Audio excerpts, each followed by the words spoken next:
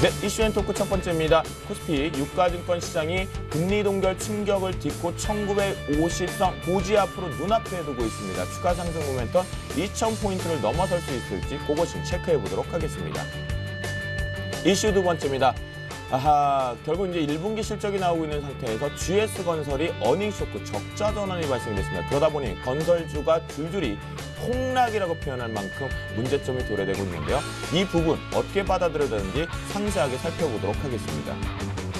네, 이슈 세 번째입니다. LG전자 스마트폰이 잘 나가니 주가도 훨훨 날아가면서 외국인들의 매수세가 좀 강화되고 있다는 게 특징인 것 같은데요. 과연 삼성전자를 이기는 만큼 다시 한번 LG전자가 위쪽으로 비상할 수 있는지 체크를 해보도록 하겠습니다. 사실 오늘, 어제 그리고 또 오늘 아침 새벽만 하더라도 북한이 실제적으로 여론몰이를 통해서 미사일을 오늘 당일날 쏠 것이다 라는 얘기까지 좀 상당히 많이 돌았었는데요. 그 우려 속에서도 이제 긍정적으로 정리가 되면서 한국은행에서 기준금리 결정 그리고 옵션 만기까지 조용하게 잘 마무리되면서 넘어갔습니다. 예상 밖의 금리 동결이다. 주셈은 동결이라고 봤습니다. 그런 부분 속에서 금리 동결 속에 살짝 철렁이긴 했지만 출렁이었어요. 하지만 유가증권 시장은 1950선에 바짝 다가서면 상승 마감하는 모습이었습니다. 오늘 장의 가장 특징적이었고 그리고 이 멘토분들은 어떤 전략을 했나요? 김선임 멘토. 네. 오늘 장 그래도 오래간만에 좀 웃지 않으셨나요? 네, 오늘 방송하기 되게 힘드네요. 그렇죠? 아, 그래요? 자, 그래도 오늘 장 되게 좀 재밌었던 시장이었던 것 같아요. 그래도 네.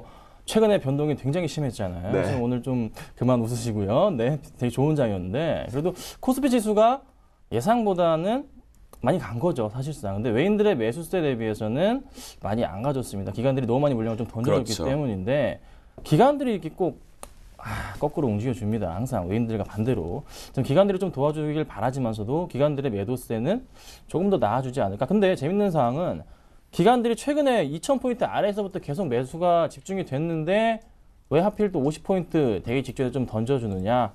약간의 조금은 그 가장 최근에 샀던 물량이 좀 나아주지 않나. 또 15일 날 또 김일성 생일을 맞아서 일단 미사일 발사도 15일까지 좀 예측이 되고 있기 때문에 주말 내에도 발생할 수가 있는 부분이 있습니다. 그래서 기관들이 조금은 현금 확보를 했지 않았나 이런 생각이 좀 드네요. 연기금도 좀 매도가 나아졌던 게 조금 안타깝습니다. 하지만 괜찮습니다. 이런 좀 루머가 돌고 있다고 하죠. 자, 북한과 미국이 좀 대화를 할 것이다. 그러면은 예전에 이제 1972년인가요? 4년인가요? 닉슨 대통령이 중국에 방문을 한 적이 있잖아요. 그때 이제 소련과 중국의 사이가 좋지 않았는데 이제 중국이 네.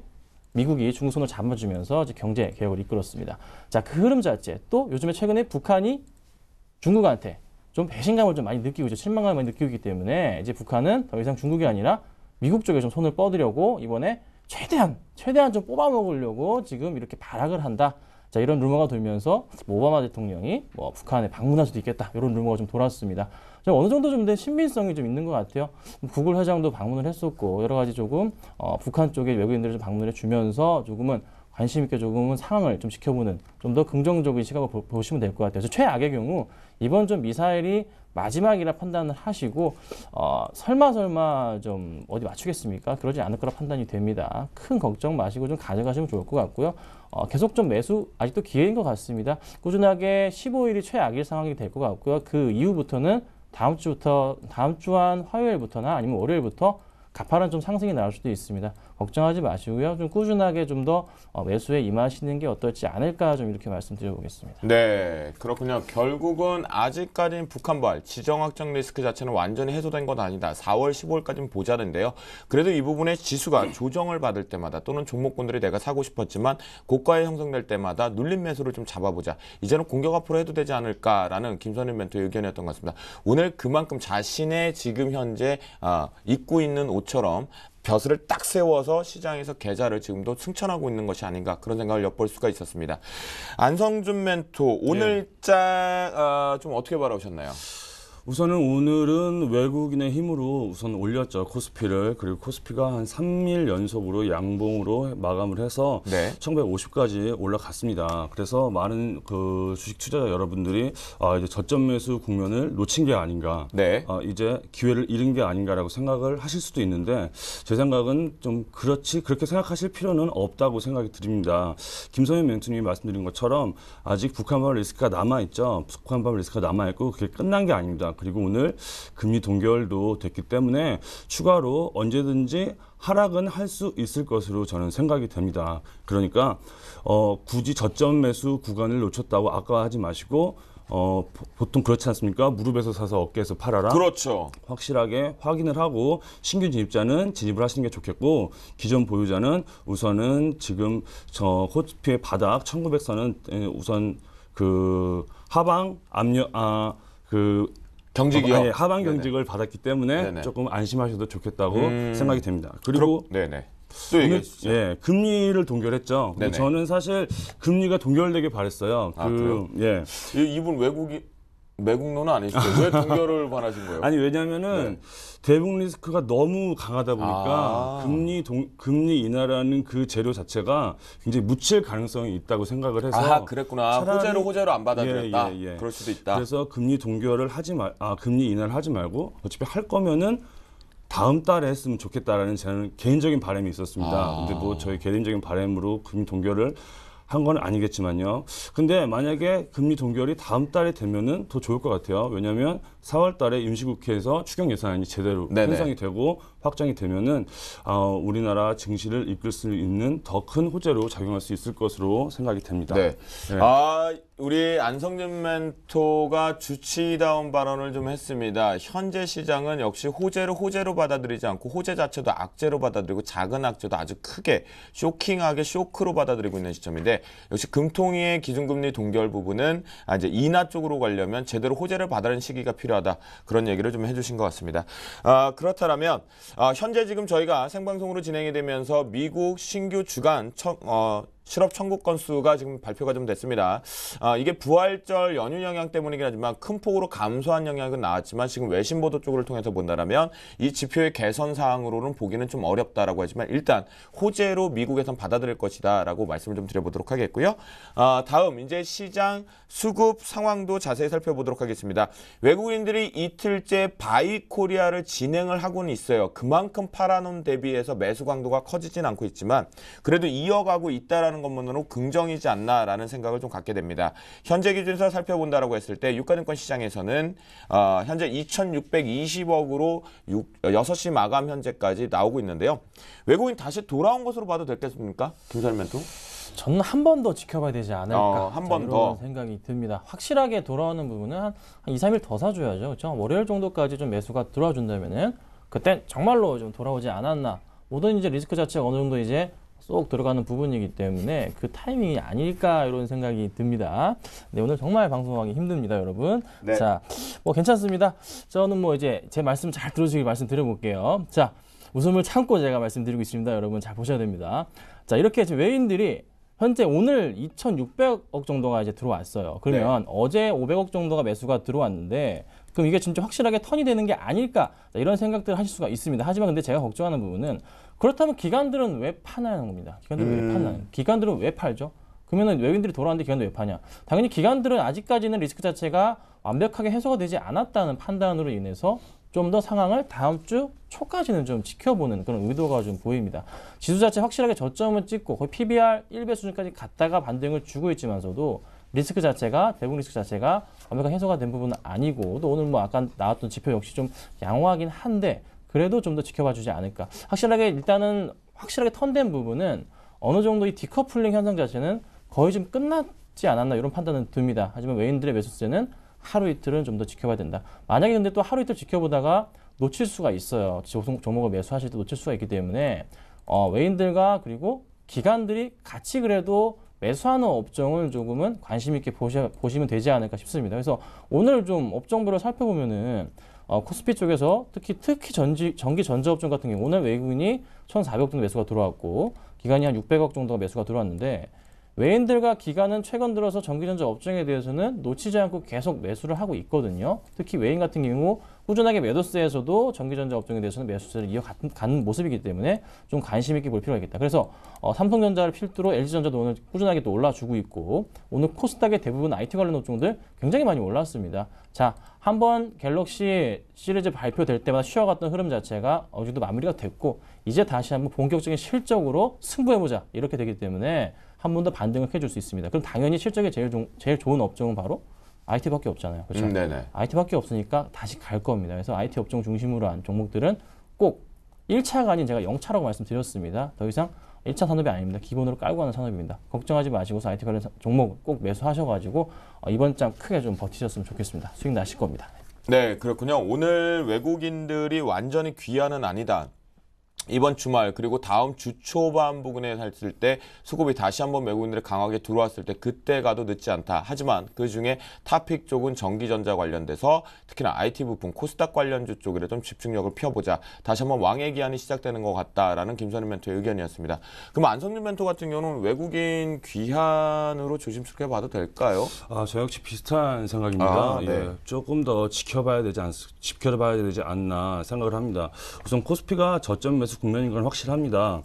우선은 대북 리스크가 많이 약화되긴 했어요. 많이 네. 약화되긴 했고 핵실험, 뭐 전투 대비 태세, 뭐 개성공단 폐쇄, 미사일 카드까지 꺼냈는데 이제 더 이상 꺼낼 카드가 없다고 생각을 하고 이제 좀 외국인들이 우리나라 대북 리스크를 완화되게 했다고 본 것 같습니다. 그리고 환율 역시 좀 안정이 됐죠. 네네. 1150원까지 갔던 환율이 1150원 가까이 갔던 환율이 오늘 한 1129원에서 마감되는 걸로 나타났는데요. 그리고 또 우리나라를 짓누르고 있던 미국과 중국의 조금 그 경제 지표가 잘 안 나왔던 부분도 네. 뭐 FOMC 의사록으로 해서 다시 뭐 확인을 했고 그리고 미국 경기 1분기 실적도 예상과 다르게 좀 좋게 나왔다고 봐서 좀 대북 리스크 말고는 조금 시장 분위기 자체는 약간 긍정적입니다. 그렇지만 아직도 대북 리스크가 남아 있고 15일, 25일 언제 쏠지 모르고 또 그리고 항상 우리의 그 예상과 다르게 움직였지 않습니까? 네. 이것까지는 한번 확인해 보시고 그 외국인의 매수가 제대로 끝까지 들어오는지를 확인하시면은 그 다음에는 외국인의 확실하게 귀환을 판단하실 수 있다고 생각이 됩니다. 그래서 이런 것들이 외국인이 정말 들어왔다고 확인했을 때 어떤 종목을 사야 되냐? 저 역시 IT 관련된 종목은 괜찮게 보고 있고요. 그거 말고 다른 종목으로 좀 내수주 위주로 네. 종목 편입을 가져가는 게 좋지 않을까 생각이 되는데 내수주 위주는 이제 앞으로 있을 추경에도 좀 관련이 있고요. 네. 그리고 우리나라가 좀 어떻게 적극적으로 대응을 못하는 좀 엔저 현상에서도 조금 자유로울 수 있다고 판단이 돼서 내수주 위주로 IT나 내수주 위주로 종목을 편입하는 게 좋을 것 같다고 생각을 합니다. 네, 알겠습니다. 결국 우리 김선희 멘토 같은 IT 관련 쪽 전기전자 쪽에 집중력을 하자라는 부분, 그다음에 외국인의 귀환은 아직까지는 시기상조자. 근데 이 외국인의 귀환이 시기상조자라는 거 안성준 멘토도 같은 의견을 주셨습니다. 하지만 여기서 두 분 다 공통적으로 보고 있는 업종은 전기전자 IT 부품 관련 쪽을 좀 집중력을 보고 있는 부분이겠고요. 그 부분 때문에 안성준 멘토 같은 경우는 지금 내수 소비재 쪽으로 좀 집중하자. 추경 예산과 함께 정책적 이슈를 살짝 언급을 해주셨는데요. 과연 이따가 승천주 또는 내일장 전략에서 그런 부분들을 일부러 노출시켜 주실지 안 시켜주면요 제가 긁어갖고 노출시켜 드릴게요. 아시겠죠? 네, 고정하시고요. 다음 이슈 체크해 보도록 하겠습니다. 오늘장 이거 핫하지 않아요. 쿨해요. 쿨하도 아주 그냥 주먹으로 한 대 때리고 싶을 정도로 짜증이 났던 부분이었습니다. 1분기 실적이 이제 슬슬 발표가 되는데요. 우리나라 결국 실적의 발목을 이제 좀 안개 넘어서 터널 넘어가려고 하는데 실적 때문에 이것이 발목을 잡을까요? 저는 사실 오늘 너무 이 부분이 찝찝했다라고 말씀드리겠습니다. GS건설이 어닝 쇼크 부분에 실적이 발표됩니다. 적자 전환이 나왔죠. 그래서 오늘 건설주도 무더기 급락. 용산 사태 이후에서 이제 바닥권 돌리나 싶은 시점에서 특히나 GS건설 같은 경우는 기술적 분석 위치상 여러분들의 저가 분할 매수가 들어갈 수 있는 자리에도 불구하고 오늘 하한가에 400만 주 이상이 쌓이는 현상이 나타났는데요. 이 실적이 어떻게 나왔는지 상세하게 한번 체크해 보겠고 그다음에 쇼크 원인, 그다음에 앞으로의 주가 영향력 체크해 보도록 하겠습니다. 김선희 멘토.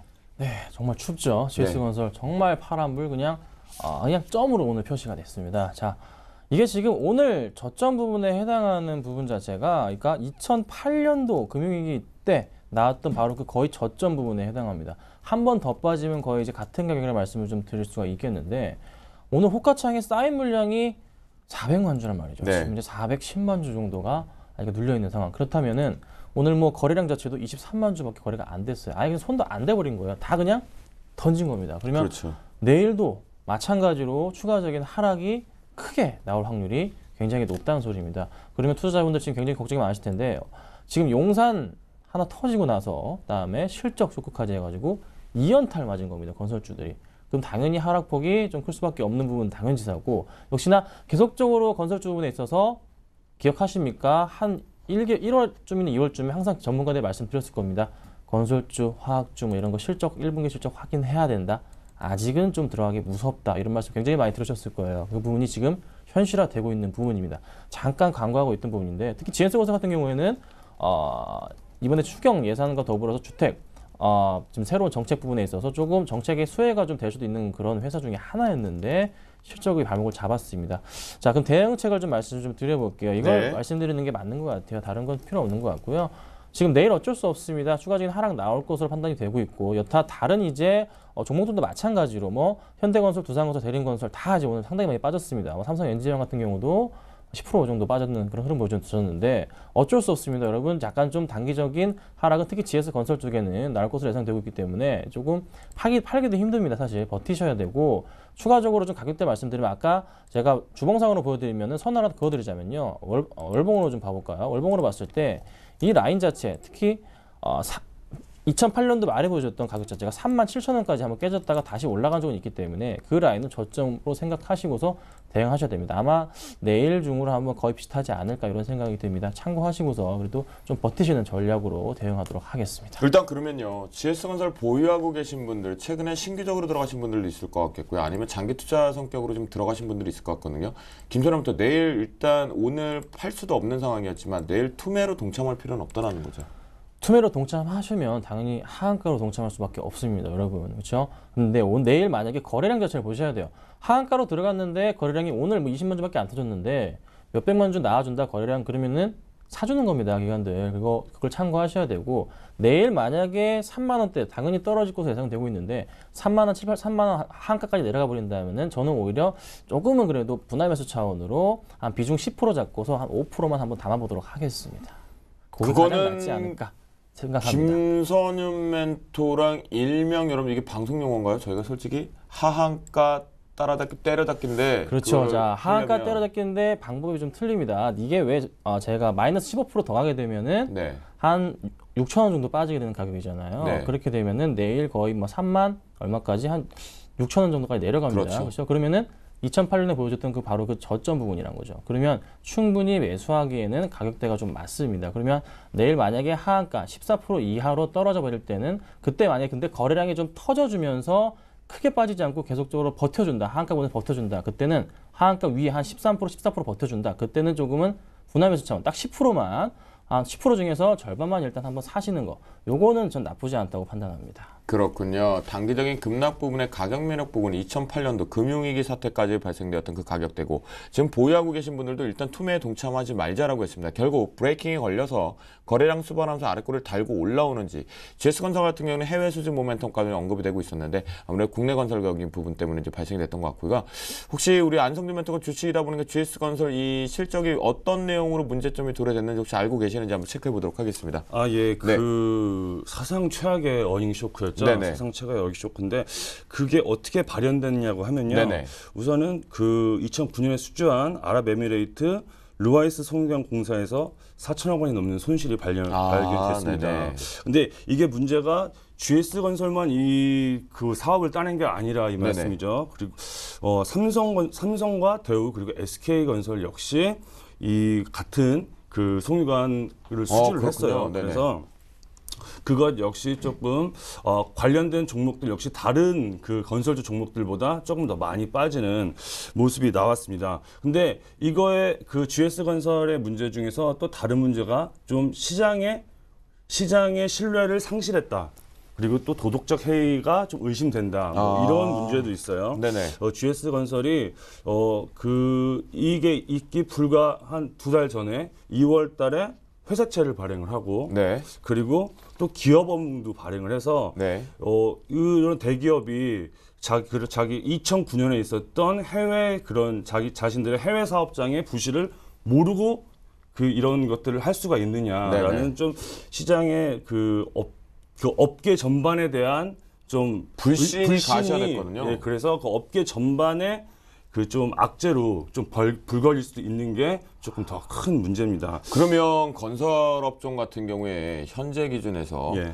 전반적으로 이 GS건설 어닝 쇼크 부분이 부정적인 불신과 함께 실적에 대한 불확실성, 즉 시장 투자자들이 다 떠날 수밖에 없는 업종으로 변신할 수도 있다라고 생각하십니까? 예, 그래서 저는 좀 신규 매수자들은 저점 매수를 시도하시지 않는 게 좋을 것 같다고 저는 아예 생각이 쳐다도 보지 말자. 예, 왜냐하면 그 시장의 불신 자체의 그런 분위기가 좀 전반적으로 피어났기 때문에 실제로 실적보다 더 많이 빠질 수도 있다고 저는 생각을 하거든요. 네. 예, 그래서 저점 매수를 하시려면 그건 좀 가급적 지양하시고 그리고 정말 하고 싶으면 한 템포 아래에서 그냥 하시는 게 네. 더 좋을 것 같다고 생각이 듭니다. 그러면 아까 말씀하셨는데 다른 대형 건설사 중에 같은 피해를 볼 수 있는 것이 아까 삼성물산인가요?